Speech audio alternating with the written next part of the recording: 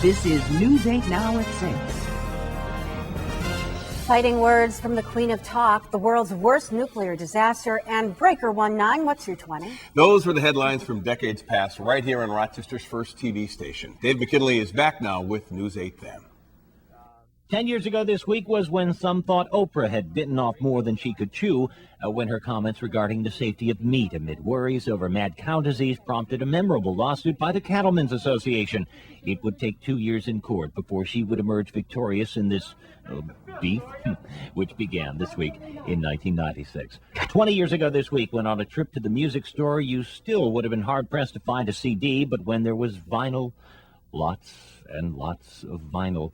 Screen legend Lillian Gish, who appeared in close to 100 films, was in town to pick up the Eastman Award, though many other accomplished stars had been here since to receive the honor. Gish, born in 1893, may well have been the only one to have actually been older than the Eastman House itself when she came here.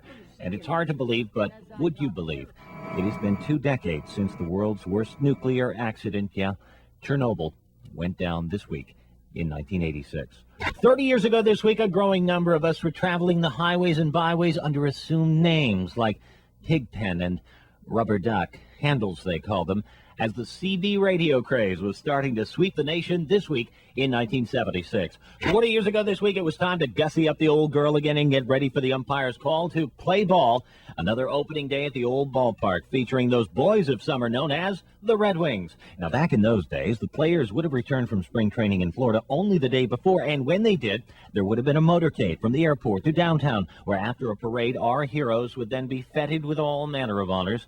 That year, the Wings also had a new manager, whom our news scripts described as both feisty and peppery, but not salty. Here, have a listen. I believe we have outstanding defense, and the pitching has just been exceptional. And now, try to answer our News 8 Then pop quiz, which is, do you recognize who this is? Remember, this was back when the Grey Knights Crusaders would strike up the band to herald the start of the annual community chess campaign at a Midtown Plaza celebration, and when there was a newfangled device on the market whose maker's first thought might not be used so much in offices as, say, police departments. In the sheriff's office of New York's Monroe County, a compact machine that transmits exact copies of written material over an ordinary telephone is being tested.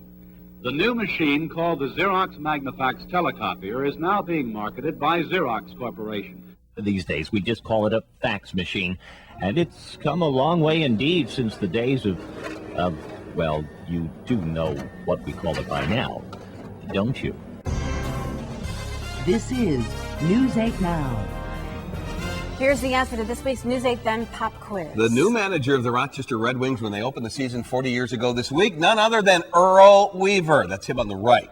Weaver skippered the Wings for 2 years before flying the coop to the big leagues, where he had a little success managing the Baltimore Orioles to the World Series title. Earl Weaver was inducted into the Baseball Hall of Fame in 1996. Quite a character, Earl.